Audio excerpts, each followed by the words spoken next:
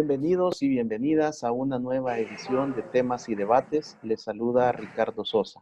Continuamos con la serie temática Propuestas y Recomendaciones Económicas y Fiscales para El Salvador post-pandemia COVID-19.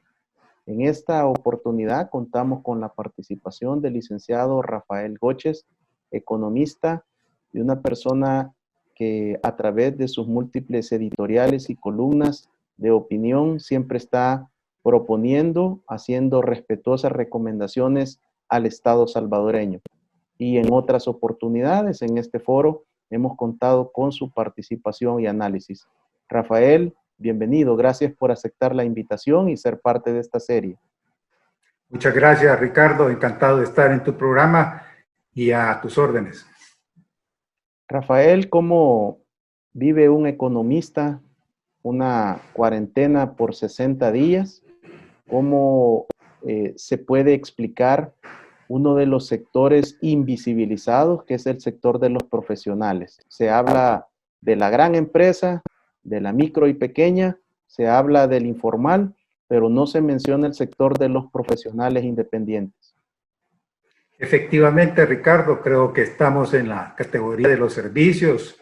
Algunos podríamos decir que están considerados como trabajadores por cuenta propia, es decir, que ejercen su profesión liberal, en forma liberal, y dentro de ellos habemos muchos. Por ejemplo, uno de los más afectados es los abogados, que se ha detenido prácticamente de las gestiones, de los trámites, de los procesos que ellos llevan. Ya no digamos, por ejemplo, los dentistas, que han sufrido bastante y que van a ser de los últimos en entrar dentro de la reapertura. Y por supuesto, todos los economistas, y ahí están los vendedores, en fin, es una amplia gama. Recordemos que la parte de servicios y comercios es la más importante en términos de generación de ingresos en el país, y por lo tanto es un sector que está ávido de poder entrar poco a poco, en una forma agradable, en el proceso de reapertura. Yo creo que aquí hay varios elementos que están afectando realmente la lectura de la realidad nacional y pandemia, y es que no se le ha dado el peso requerido a la discusión, al análisis científico. Y el costo de eso es que ha predominado y sigue predominando una discusión eminentemente política, la cual enturbia, contamina una toma de decisiones. Y ahí entre los afectados es el país junto. Por lo tanto, yo creo que te voy a poner un ejemplo. Como tú muy bien lo decías, Ricardo, nosotros ya tenemos 2 meses de estar encerrados, y no entiende mucho de la población realmente en qué situación estamos en este momento y qué es lo que sigue. Por cuanto el comportamiento natural o normal de una pandemia lleva un ciclo, como la forma de una campana. En fase 1 es cuando surge el primer caso, y lógicamente el país no en ningún caso tiene que ser importado. Es la fase 1. Luego empieza a avanzar y se empieza a contaminar la comunidad, como decimos. Y ahí empieza a crearse el contagio doméstico en relación a los importados. Esa es la fase 2. Luego empieza la curva a subir en una forma acelerada hasta que llega a su máximo. Y luego empieza a descender lentamente. Ahí es la fase 3. La pregunta es, ¿en cuál fase estamos ahora?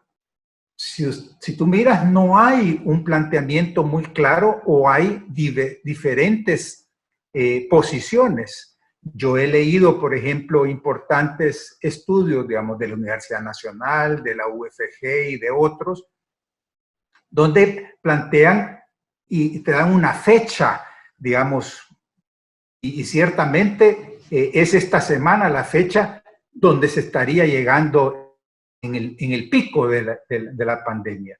Pero fíjate qué importante es esto. Si tú te llegaste al pico y es en una forma de una campana, aunque no tan rígido, pues puede variar un poquito, pero pongamos la forma de una campana y tú estás en medio, en el punto máximo, significaría de que te queda la mitad de la pandemia. Es decir, que si tú estás en el punto medio de la campana, quiere decir, y llevas 2 meses y medio, significa que te quedan 2 meses y medio para llegar a un mínimo, porque no va a desaparecer, a un mínimo de esta pandemia. Por lo tanto, la pregunta es, bueno, y si quedan 2 meses y medio para el mínimo, y digamos que asumamos que todos seguimos las medidas sanitarias y que no, porque esa es otra posibilidad, pero asumamos que empieza a decaer los contagios y va descendiendo lentamente, empieza la discusión. Muchos países están planteando la herramienta que se llama el semáforo. Es decir, un semáforo que tiene 4 colores. Un color rojo donde hay bastante restricción y solamente se abre a las actividades económicas esenciales, se restringe del espacio público, las poblaciones vulnerables siguen en cuarentena y las escuelas tienen tareas no presenciales, por ejemplo. Luego está la luz amarilla, donde se empieza a abrir un poco más, pero siempre reduciendo la capacidad de las actividades que se abren. Luego está la luz amarilla, donde ya empiezan las esenciales, las no esenciales, diferentes sectores, y luego la luz verde, donde se busca la nueva normalidad.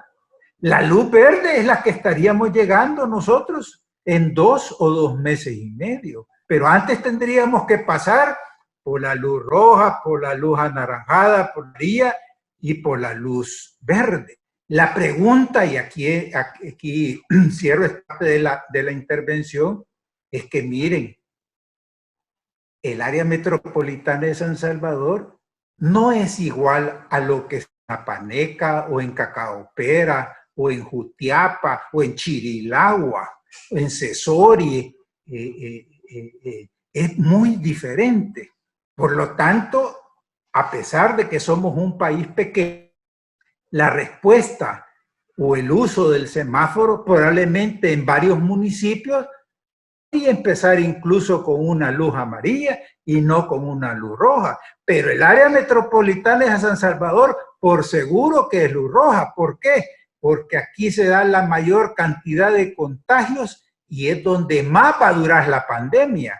Es decir, aquí en San Salvador, si tú miras el reporte oficial del número de casos en el país, San Salvador concentra la mayoría. Y la cuestión es que también San Salvador concentra la población y concentra la actividad económica. O sea, aquí en San Salvador, en términos de pago de impuestos, andaremos por el 70% del total de recaudación del país. En términos de créditos, andaríamos por igual cantidad.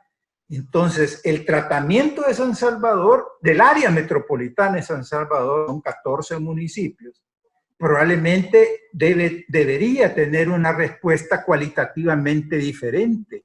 No tenemos por qué estar castigando a la gente de Chalchuapa, ¿ya?, con una restricción cuando Chalchuapa o San Sebastián Salitrillo y otras áreas allá de Santana probablemente tienen un perfil más agrario. Por lo tanto, hay muchas actividades en el campo que se pueden realizar sin las acciones o los protocolos sanitarios que requiere trabajar, digamos, en el sector o en la parte industrial, que es muy diferente, donde el contacto de persona a persona es mucho más estrecho.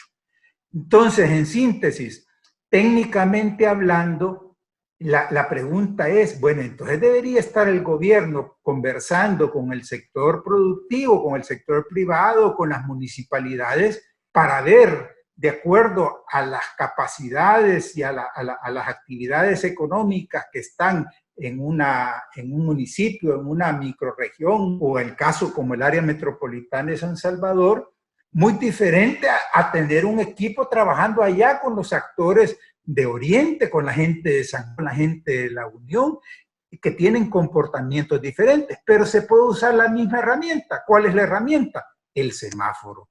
Entonces el semáforo le permite ir tomando decisiones, ir orientadas de acuerdo a cómo se está presentando el contagio, o sea, la pandemia en un territorio.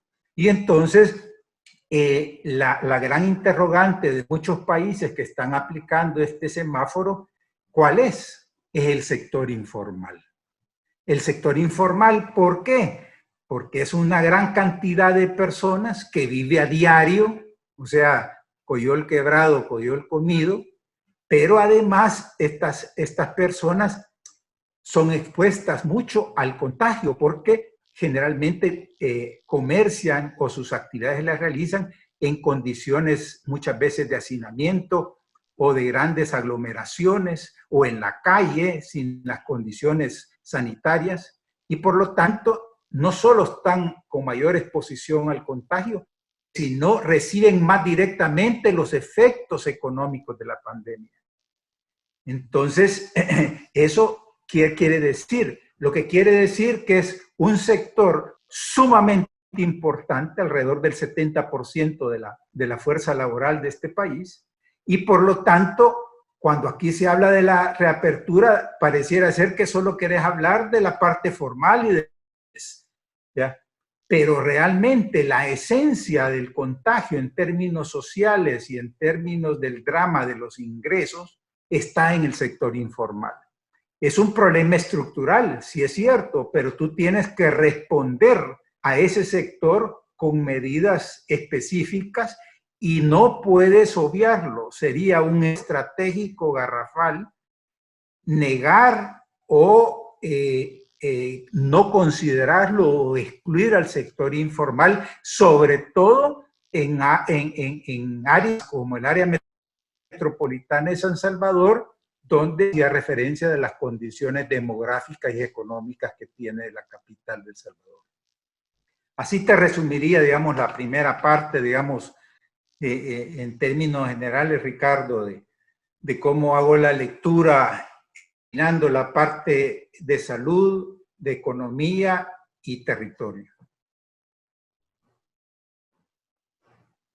Rafael, en esta herramienta del semáforo, ¿cómo puedes incorporar el elemento cultural? La educación en el sector informal también es una debilidad, es una vulnerabilidad que se tiene y prácticamente lo que hemos observado en estos 60 días es muy poco esfuerzo en tratar de hacer una cultura de prevención y que la contención esté fundamentada en hacer conciencia en todos los actores de la sociedad que tenemos que, como tú lo expresas, no tenemos esas normas de higiene. No, hay muchas personas que hasta esta pandemia prácticamente se están lavando una, dos o más veces al día las manos. Son aspectos con los cuales no son de la pandemia, son culturales que están en el sector informal,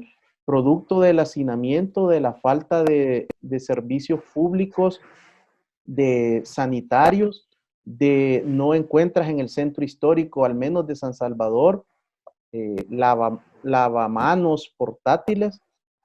¿Cómo podemos hacer ese cruce y si esta es una gran oportunidad que tiene el país de hacer un análisis estructural y profundo del sector informal, no solo para tratar de reorientarlo, sino para brindar esas condiciones de formalización que le permitan esa serie de beneficios que en mi opinión ahora deben de tenerlo más claros. El continuar en la informalidad para ellos solo ha traído en esta pandemia una serie de desventajas en cuanto a su alimentación y los servicios de salud.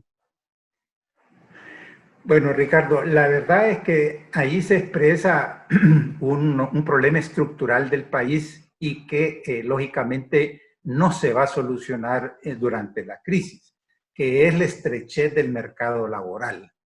¿Qué es eso de estrechez del mercado laboral? O sea, en El Salvador, antes de que iniciara esta crisis sanitaria y económica, entraban al mercado laboral al año 55,000 personas y únicamente el aparato productivo era capaz de ofrecer empleo, formalmente hablando, a 10,000 personas de esas, como máximo, de esas 55,000. Es decir, que nosotros anualmente teníamos un déficit ocupacional de 45,000 personas todos los años.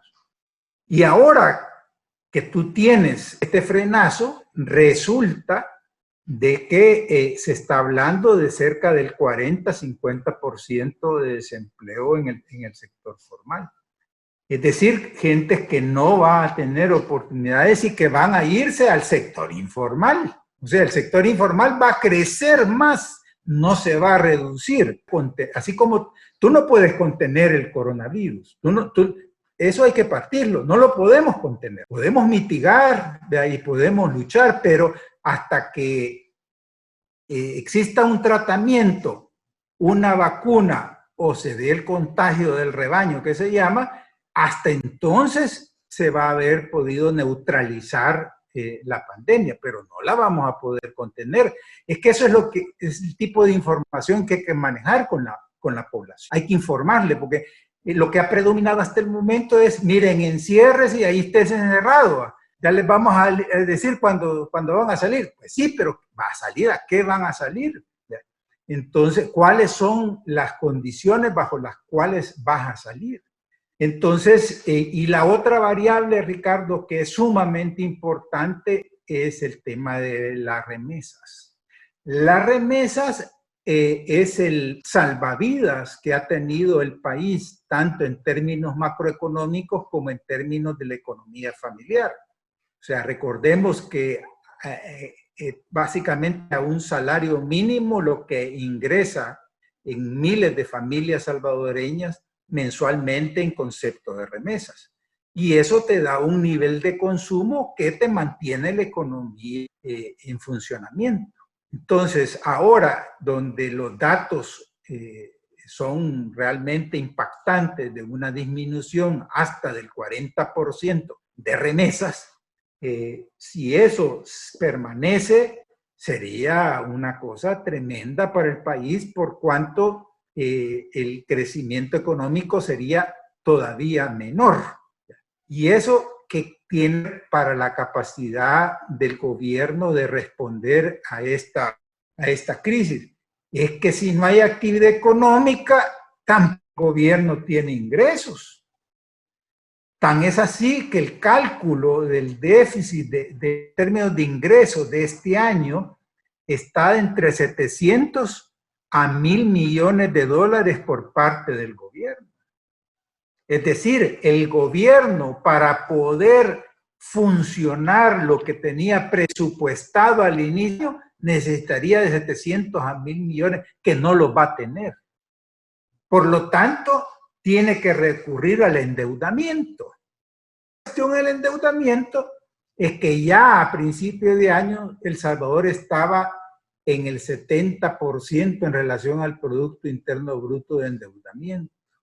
Y ahora, con estos 3,000 millones de dólares, estamos llegando al 88%.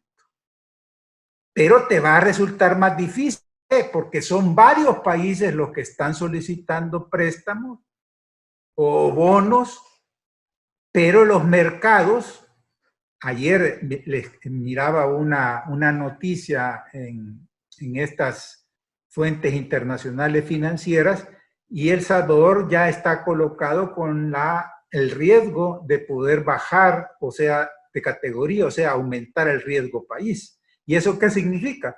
Eso significa que como país vamos a tener que pagar más por cada dólar que prestemos. Por lo tanto, todas estas cuestiones que se están dando a nivel político de choque entre órganos de gobierno afecta la imagen del país, y un inversionista va a valorar cuál países tienen mejores condiciones para prestarle, o te van a prestar a unas tasas realmente tremendas. Entonces, ahí es donde entra la relación, digamos, de la parte fiscal y la parte de la economía real, como se llama. Muchas gracias, Rafael, por estas primeras conceptos, opiniones y análisis de la situación económica y fiscal de nuestro país al cerrar y cumplirse los primeros 2 meses de la afectación directa de la pandemia por el COVID-19. Al regresar, conoceremos cuáles son las recomendaciones y las sugerencias del licenciado Rafael Goches, economista. Regresamos.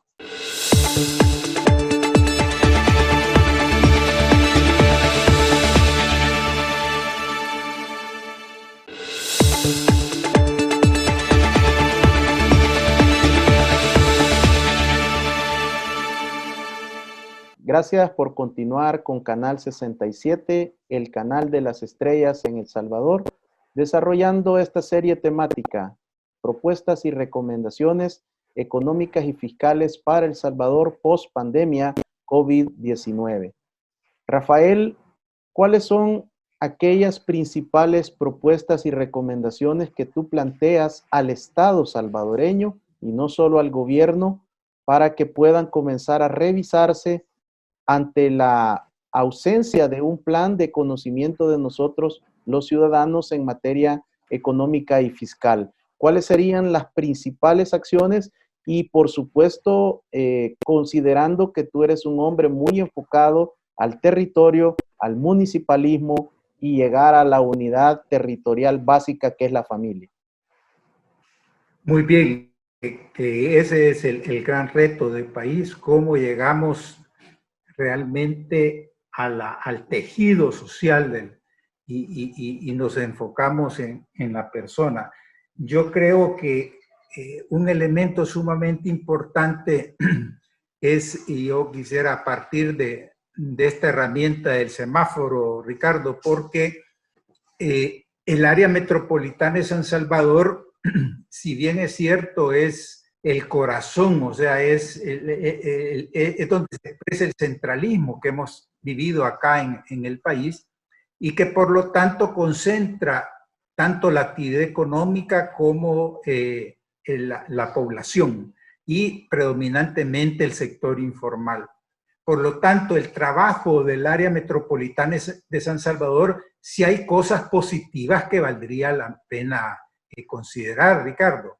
Por ejemplo, la metropolitana de San Salvador tiene una instancia donde coordinan los 14 municipios, que es el COAMS o PAMS. Y también existe un mecanismo donde se coordinan estos gobiernos locales con el gobierno nacional, que es el CEDIMET. Ahí podrían ellos elaborar, poner en práctica la herramienta del semáforo para identificar en qué momento, cuándo se inicia con la luz roja, hasta cuándo va a durar la luz roja. Va a durar del 1 de junio al 1 de junio. O hasta cuándo. ¿Qué actividades va a contener esa luz roja? ¿Qué se va a restringir y qué no? ¿Cuándo empieza la luz amarilla aquí en el área metropolitana? ¿Qué actividades? Así hasta llegar a la luz verde. Y por otra parte, ¿cómo se va a atender al sector informal? Y ahí realmente la labor que tienen los gobiernos locales es muy importante. Por ejemplo, dentro de la solicitud o de la aprobación para la gestión de recursos que dio la Asamblea al gobierno de El Salvador, está la conformación de un fideicomiso. Pero da la impresión que ese fideicomiso solo son para las grandes y medianas empresas. Apartan un recurso para el sector informal, pero no sabemos qué mecanismos son los procedimientos, los criterios, los requisitos para acceder a ese fideicomiso, no se sabe. Pero sí valdría la pena, te pongo un ejemplo. Yo plantearía destinar el 25% de ese fideicomiso para todos los mercados municipales. Fíjate qué importante. ¿Sabes tú cuántos mercados municipales tiene solo el municipio de San Salvador? Son 23 mercados municipales, si mi memoria no me falla. Puede ser que me falle la memoria, pero yo creo que son 23 mercados municipales solo aquí en San Salvador. ¿Cuántos habrán en el área metropolitana de San Salvador? Probablemente lleguen, no sé, probablemente lleguen a 50 o a 40, no sé. Pongamos que sean 40 en el área metropolitana de San Salvador. OPAM sí sabe cuántos hay. ¿Y por qué es importante eso? Porque ahí es la economía popular. Ahí están los compradores y vendedores. Ahí llegan los productos agrícolas.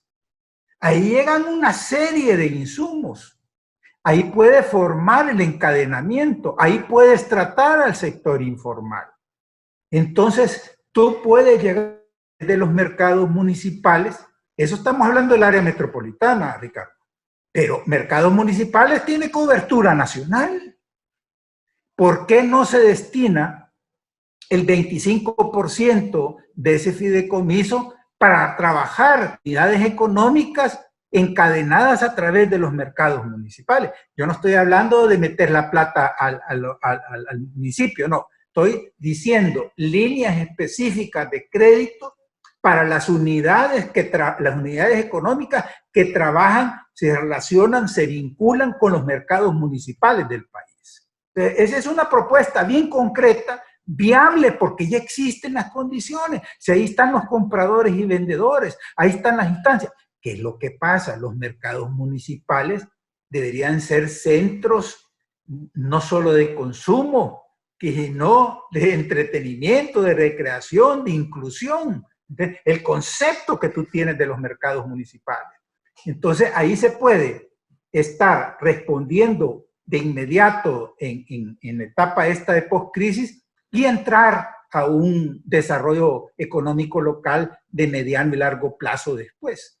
Pero ahí tienes un elemento en el cual permitiría relacionar al gobierno nacional, a los gobiernos locales y a las unidades económicas populares. Rafael, pero estamos hablando de que el COAMS, la OPAMS, el CODEMED tienen el personal, los técnicos calificados, pero ¿será que tienen ese liderazgo? ¿Lo podrán asumir? Y así como son invisibles para gran parte de la población, ¿se le podrá asignar y designar en este momento de gran trascendencia nacional ese tipo de proyectos? Es que la ejecución de los proyectos yo no la fincaría en ellos, pero sí la coordinación, los técnicos, la ejecución, la implementación. El Salvador tiene la capacidad y las instancias requeridas para hacerlo. O sea, porque al crear el fideicomiso a mí me parece una figura bastante acertada, pero la propuesta es designar un 25% para una línea de crédito específica orientada a los mercados municipales con las consideraciones o requisitos que yo te mencioné. Y en ese sentido, los gobiernos locales deben de coordinar el gobierno nacional y con el sector productivo. ¿Pero cuál sector productivo? Con las unidades económicas populares. ¿Me entendés? O sea, con los que participan en los mercados, señoras de los mercados organizados, con los vendedores informales, con los agricultores que proveen a esos mercados, con los comerciantes que también generan. Y la gran empresa tiene mucho que ver, sí, si muchos de los productos de ellos se venden ahí. Si tú ves ahí una gran cantidad de artículos que son producidos por la mediana y la gran empresa. O sea, ¿cómo vas encadenando a todos los agentes económicos con una estrategia enfocada en términos territoriales y hacia las unidades económicas populares, que es donde son los sectores que más van a sufrir o están sufriendo el impacto de la crisis? Pues la lógica de la propuesta. Ese es un elemento bien importante del encadenamiento. Por ejemplo, si tú te vas a Oriente, los sectores o las ramas económicas que pueden haber, pongamos un ejemplo, en Morazán, que es uno de los municipios más pobres de este país, vamos a ver qué nivel de organización están trabajando. O sea, cuáles son las cadenas. Las cadenas son los vínculos, digamos, como un productor relaciona, digamos, con el que vende los productos, con el que da el financiamiento, con el comercio donde se venden los productos y los servicios. Entonces, no podemos, mi reflexión, Ricardo, es que no podemos esto estarlo diseñando en la capital, porque aquí en la capital nadie está hablando de Morazán. Yo no he oído hablar ni de Morazán, ni de Santana, ni de Chalate, ni de San Vicente, como que no existieran. Entonces, yo creo que en estos momentos hay que tener una visión de país y el gobierno no alcanza a todos. Por lo tanto, tiene que articularse con económicos de esos territorios, con los gobiernos locales, con las universidades, por ejemplo, con la UNIVO en San Miguel, con la Gerardo Barrios, allá también la Universidad Nacional, en fin, con los actores importantes. No vamos a solucionarlo acá si nosotros no trabajamos directamente con los agentes económicos de cada territorio. Ese es el mensaje de fondo. Me parece muy adecuada, ingeniosa, novedosa tu propuesta, Rafael. Ahora, hay otro sector que es la economía informal, el trabajador por cuenta propia, la señora que vende la toalla, el joven que vende el plástico para forrar los cuadernos, el que vende la mochila en el centro, el que vende una serie de productos que la gente compra cuando va en el paso de ese más de 1 millón de salvadoreños que no vive en el departamento de San Salvador, pero que hace toda la actividad económica y dinamiza la actividad comercial. Para este sector que representa entre el 70 y 72% de la economía, ¿cuál sería la propuesta más adecuada que tú observas, Rafael? Mira, fíjate de que es tan grande el sector, tan importante y tan afectado a la vez, que tú no puedes, digamos, detener a que el sector informal lo vas a paralizar, todo lo contrario. A mí me parece de que lo que debes de hacer es integrarlo en esta herramienta del semáforo y apoyarlo, informarlo, orientarlo a cómo va a actuar dentro de esas condiciones. Volvamos al ejemplo de los mercados, porque en los mercados, mira, donde son los mercados y son el transporte, tú allí sigues el rastro. Si tú sigues al transporte, tú vas a ver ahí la lógica económica. Cuando tú mencionas ese caso de 1 millón de personas, digamos, en El Salvador, que pues sí, pero ahí se concentra el 90% de las rutas también de transporte. Entonces hay una relación. Lo importante es que aquí hay información, organización débil en algunos casos, pero existente en ella. Entonces, yo creo que hay que poner los pies, es decir, tienes que trabajar lo que yo llamo las unidades económicas populares. O sea, tú tienes que llegar hasta el piso. O sea, si tú quieres aliviar a los sectores más desfavorecidos o más vulnerables, tú tienes que poner los pies en la tierra y para eso tienes que llegar hasta las unidades económicas populares. ¿Quiénes son ellos? Ellos son el sector informal, no son otros más que ellos. Entonces, por ejemplo, CONAMIPE, ¿cuál es el planteamiento que tiene CONAMIPE sobre esto? ¿Qué reuniones ha existido entre CONAMIPE y COMURES e ISDEN? Te digo el Ministerio de Desarrollo Local porque hasta el momento no sé yo qué están haciendo, pero él podría ser un actor importante también. Entonces, no es de crear nuevas instituciones, es de juntar, de articular lo que ya existe y orientarlas a un territorio, a una población específica.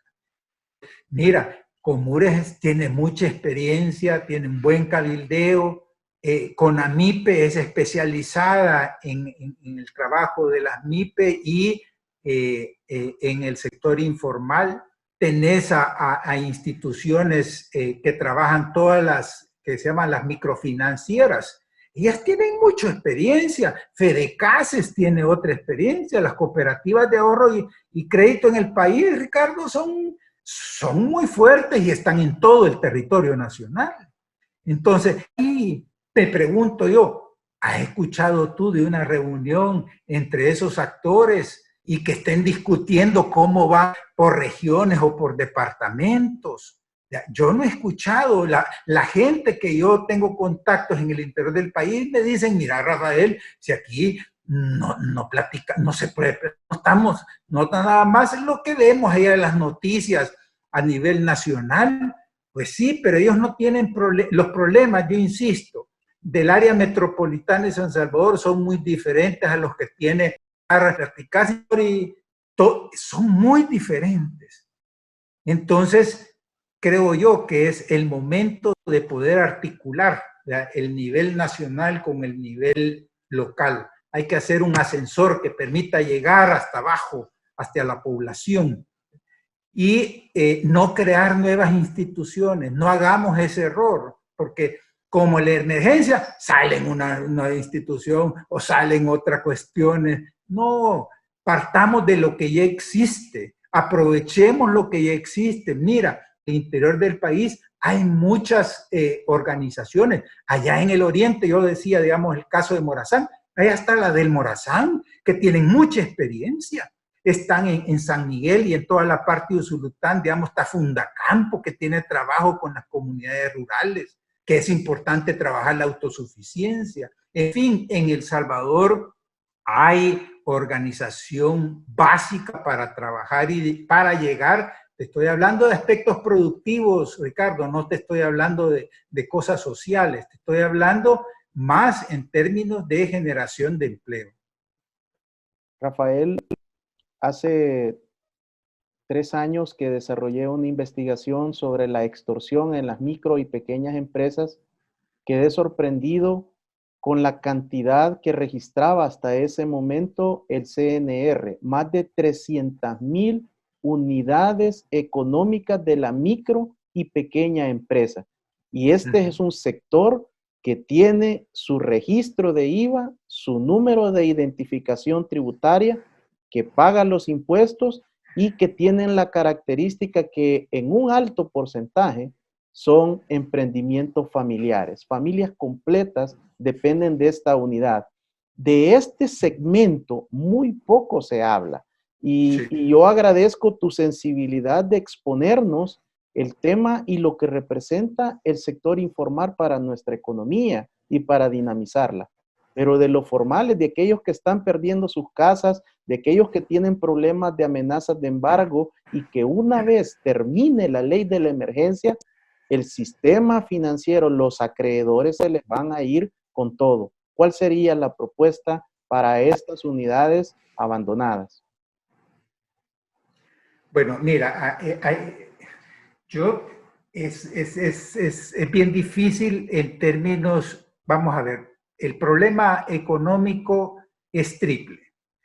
Tenés el desempleo, tenés el endeudamiento y tenés la iliquidez. Ese es el triángulo tremendo, doloroso que tenemos nosotros como país. La iliquidez, ¿ya?, es, a mi juicio, lo primero que hay que trabajar. Es decir, cómo le inyectas plata, cómo haces que el dinero, el circulante, esté dentro de la economía. Por lo tanto, a mí me sorprende mucho que cuando están hablando de la distribución de estos 2,000 millones o 3,000 millones de dólares, de repente cambian de criterios.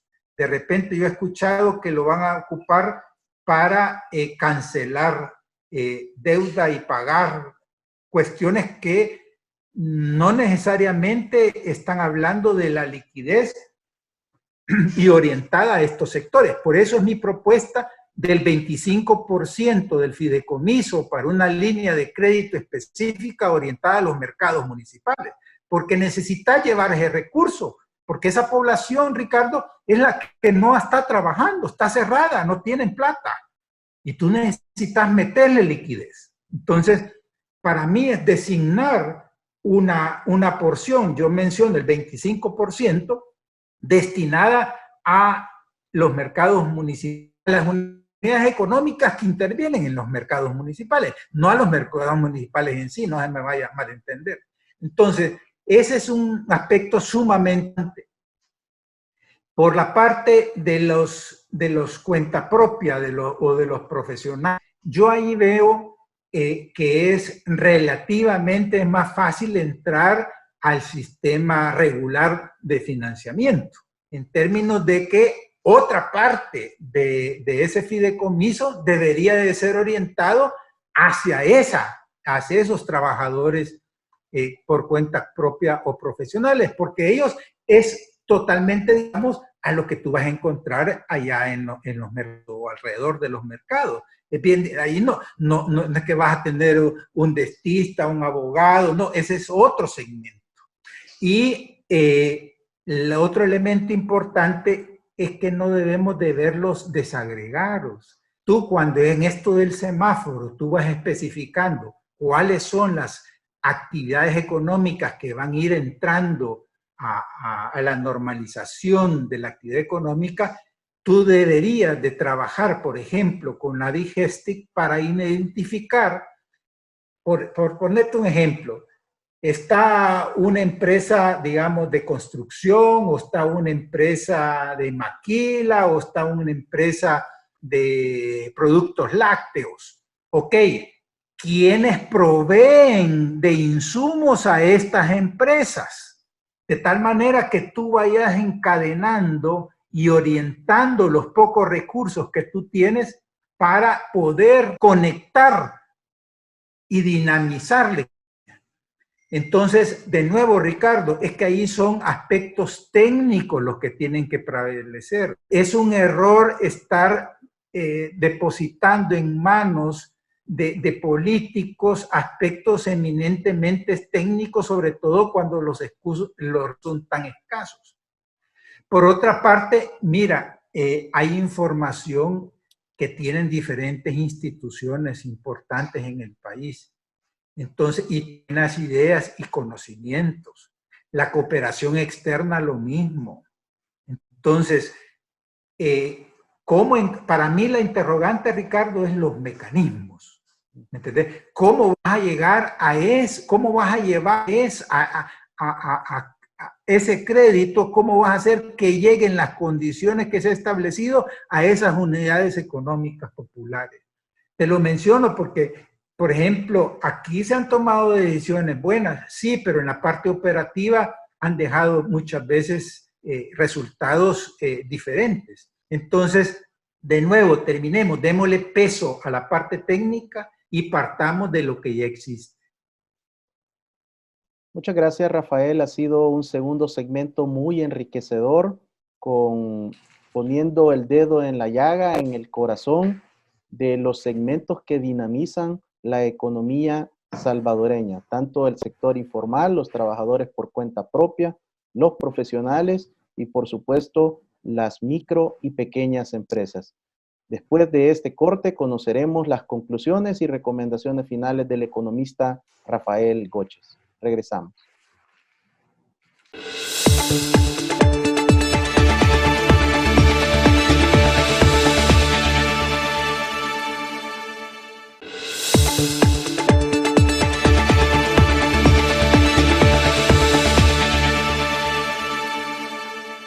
Gracias por continuar con temas y debates en esta serie económica, propuestas y recomendaciones económicas y fiscales para el Estado salvadoreño pospandemia COVID-19.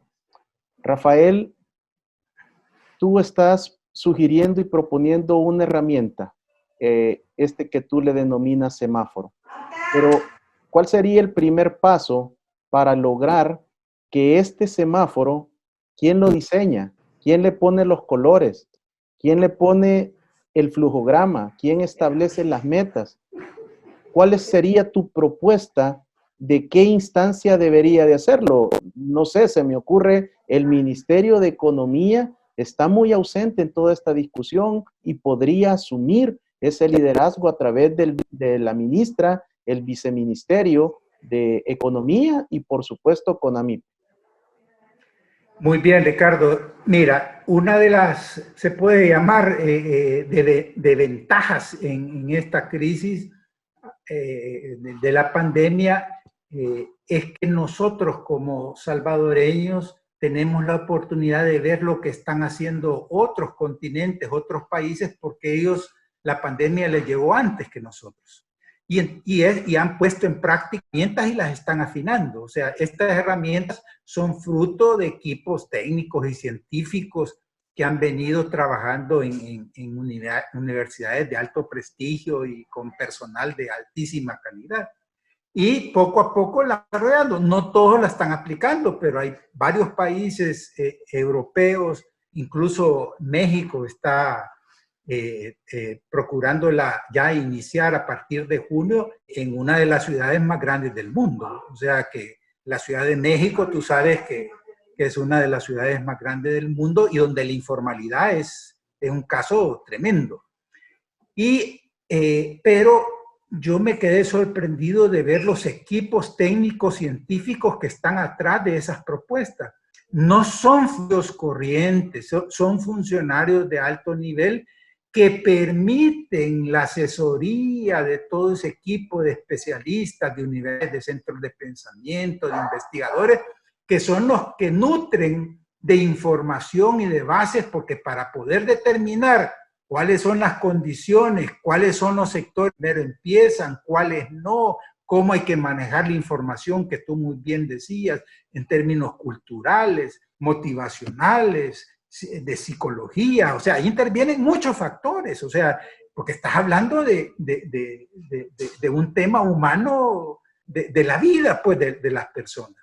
Entonces, aquí yo creo, yo estoy de acuerdo con tu reflexión y tu planteamiento que decís de el Ministerio de Economía, por ejemplo, con CONAMIP, me parece muy bien, pero hay actores importantes que convendría incorporarlos, por ejemplo, como yo, que es un actor importante si tú quieres trabajar con esta lógica de gobierno nacional articulándolo con el territorio. Si tú quieres aplicar el semáforo por niveles municipales o microrregionales, como puede ser el área metropolitana de San Salvador, entonces en el caso del área metropolitana de San Salvador, tienes que incorporar a los PAMS y a COAMS. Entonces ellos conocen y tienen mucha información alrededor de cuáles son las condiciones, los aspectos de transporte, edificación, población, activos, patrimonios, toda esa información. Entonces los equipos de estas instituciones, y falta un actor importante que es el sector productivo, no lo puedes dejar atrás, no puedes estar planificando y desarrollando programas sin incorporación del sector productivo. Entonces, pero allí debemos de irnos más allá también de lo tradicional. Yo estoy de acuerdo que hay que ir a la ASIA, a la Cámara de Comercio, a Casalco, a todas las gremiales que hacen a la ANEP, sí, pero hace falta, bueno, ¿y con quién vamos a hablar con las señoras de los mercados? ¿Y con quién vamos a hablar con el sector informal? Entonces, ahí es donde se necesita el concurso de todos los sectores y verlo territorialmente. Es muy diferente que tú lo que vas a trabajar aquí en El Salvador no es lo mismo que vas a trabajar con la gente de San Miguel o la gente de Santana o la de Chalate. O sea, porque allá hay actores diferentes y esos son los actores que deben de responder. La herramienta puede ser esquemáticamente similar, pero ya cómo llena la luz roja, quiénes intervienen, o en qué momento, en qué periodo lo vas a establecer. Aquí hay municipios, Ricardo, que tienen 1 o 0 contagios. Entonces, si 0 contagios, esos municipios bien podrían estar en la verde o en la amarilla, si querés. No tienen por la luz roja, pero San Salvador, el área metropolitana, definitivamente que va a empezar por la luz roja, la naranjada, la amarilla y la verde. Entonces, para mí deben de formar un equipo técnico multidisciplinario que esté diseñando estrategias, pero ya, Ricardo, porque si tú quieres la apertura, si tú la quieres iniciar el 1 de junio, solo tenés prácticamente 10 días para trabajarlo. Y ahí es donde la importancia de trabajar simultáneamente. Yo entiendo que la crisis, que primero tenés que resolverlo, lo primero es lo primero. Sí, pero simultáneamente tú puedes estar trabajando con estos equipos técnicos, científicos o especialistas, de tal manera que puedas actuar y responder a la población, porque no es nada fácil. Estamos ante una situación sumamente compleja y se necesitan los mejores talentos, la voluntad y las ganas de salir adelante que tenemos como salvadoreños. Rafael, rápidamente quiero conocer tu opinión.